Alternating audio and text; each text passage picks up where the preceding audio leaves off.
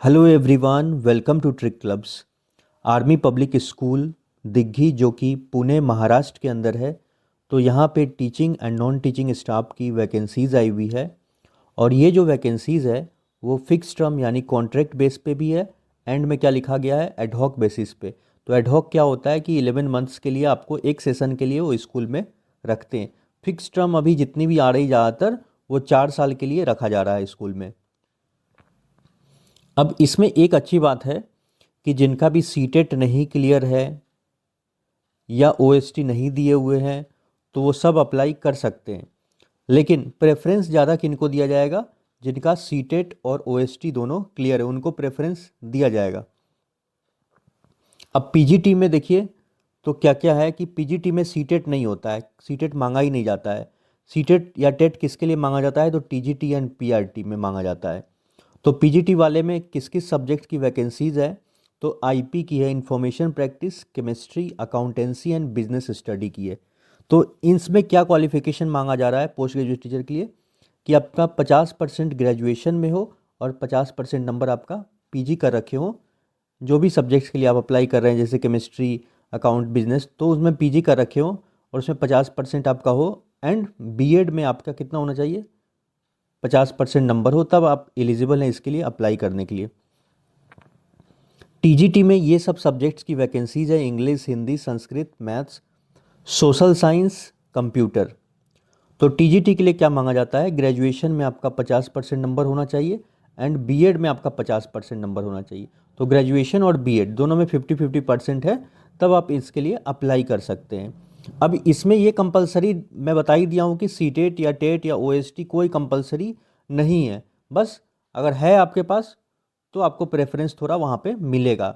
सो सब आपका किस पे डिपेंड करेगा, आपका इंटरव्यू पे डिपेंड करेगा, आप कितने अच्छे से वहाँ पे इंटरव्यू में कन्विंस कर पाते हैं।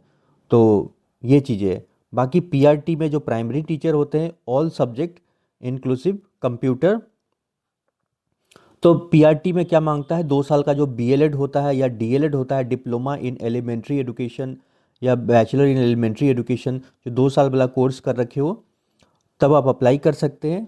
बाकी जो बीएड डिग्री वाले हैं तो उनको एक ब्रिज कोर्स करना पड़ता है। तो देखिए यहाँ पे क्या लिखा है, and teachers who were already in service with army public schools. तो जो ऑलरेडी एपीएस में काम कर रहे थे पहले से या APPS, and those with BEd degree, तो उनके पास बीएड डिग्री था और ऑलरेडी काम कर रहे थे और जो अप्लाई कर चुके थे and applied for bridge course, तो एक 6 महीने का ब्रिज कोर्स में अप्लाई कर सकते थे, कर चुके हैं, तो वही लोग एलिजिबल है। सभी लोग बीएड वाले भी इसमें एलिजिबल नहीं है जो पहले से ऑलरेडी वर्किंग है। एंड प्री प्राइमरी टीचर्स, तो प्री प्राइमरी टीचर्स में ऑल सब्जेक्ट्स की है। इसमें क्या मांगा जा रहा है आपसे, क्लास 12 आप पास कर रखे हो, क्लास 12 पास कर रखे हो और सीबीएसई, आईसीएसई, एनआईओएस कहीं से भी जिसमें आपका 50% नंबर हो। एंड बाकी आप क्या कर रखे हो कि नर्सरी टीचर्स ट्रेनिंग का कोर्स होता है जो एनटीटी कोर्स कर रखे हो। और या आप ये नहीं कर रखे हैं तो 2 year diploma in elementary education, जो डीएलएड बोलते हैं, डिप्लोमा इन एलिमेंट्री एजुकेशन, तब आप एलिजिबल हैं। फिर एक्टिविटी टीचर में ये सब आते हैं, art and craft, music, vocal. तो इसके लिए क्या मांग रहा है, bachelor degree in concern subject. तो आप जैसे आर्ट एंड क्राफ्ट वाले हैं तो इसमें आप बैचलर डिग्री कर रखे हो म्यूजिक से, तो ये सब के लिए आप अप्लाई कर सकते हैं। फिर फिजिकल एजुकेशन टीचर के लिए क्या मांगा जाता है, तो ग्रेजुएशन कर रखे हो, किस में आपका इन फिजिकल एजुकेशन में आप ग्रेजुएशन कर रखे हो और बीपेड कर रखे हो और डीपेड कर रखे हैं, तब आप अप्लाई कर सकते हैं। असिस्टेंट टीचर के लिए है ग्रेजुएशन विथ 50% मार्क्स। इसके बाद काउंसलर है, हेल्थ एंड वेस्टनल टीचर है।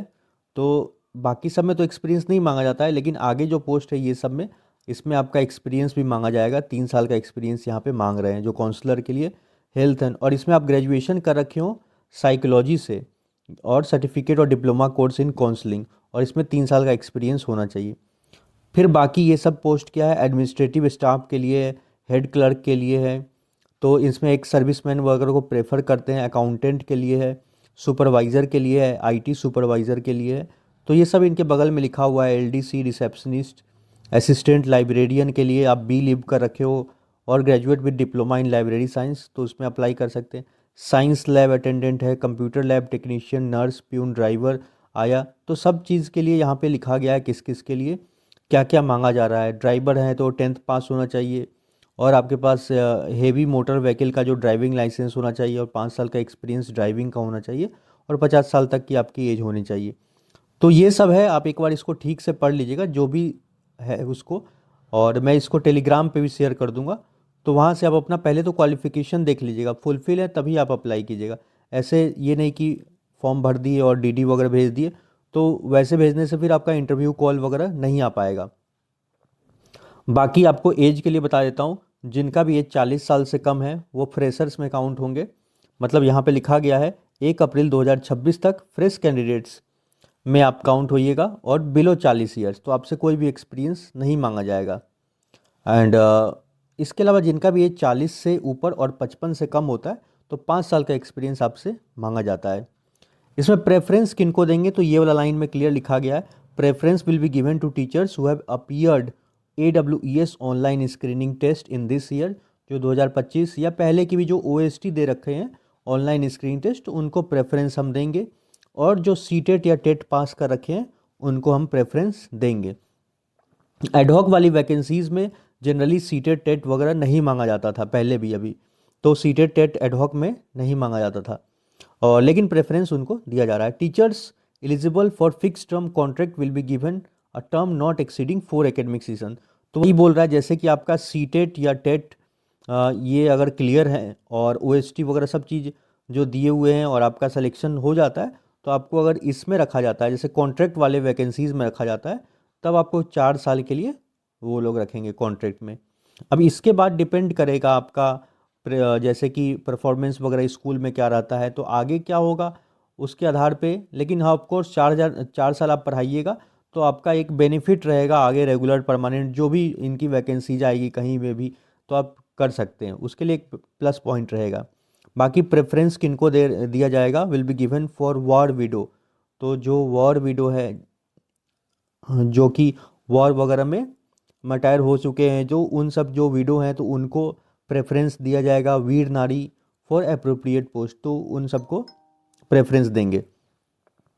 तो ये हो गया। अब इसको अप्लाई कैसे करना है, तो इसका एक एप्लीकेशन फॉर्म है, तो वो भी मैं टेलीग्राम पे शेयर कर दूंगा। तो फॉर्म वहाँ से आप टेलीग्राम से डाउनलोड कर लीजिएगा, टेलीग्राम का लिंक वीडियो के डिस्क्रिप्शन में मिल जाएगा।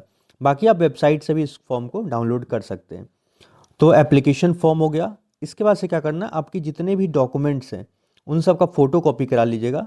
डॉक्यूमेंट्स आपका क्या हुआ, जो 10th के बाद जो भी आप पढ़ाई कर रखे हैं, वो 10th है, 12 है, फिर इसके बाद ग्रेजुएशन किए होंगे, फिर PG कर रखे हैं अगर, तो फिर सीटेट का अगर सर्टिफिकेट है या टेट हो गया, तो ये सारे सर्टिफिकेट्स हो गया, सीटेट टेट हो गया। फिर अगर आपके पास कहीं का भी कुछ एक्सपीरियंस है वो सर्टिफिकेट हो गया।